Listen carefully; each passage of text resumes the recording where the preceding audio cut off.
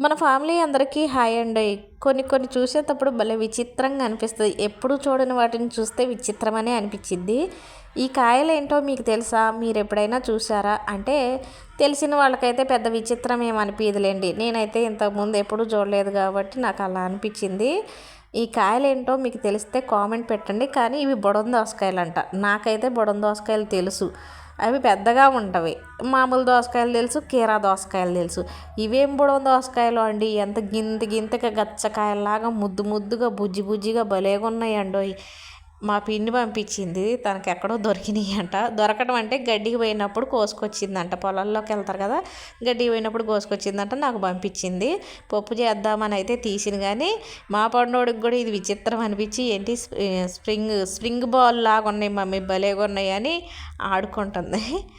కాయలు మట్టి భలేగా ఉన్నాయి. పప్పు చేద్దాం, ఎలా ఉంటుందో చూద్దాం.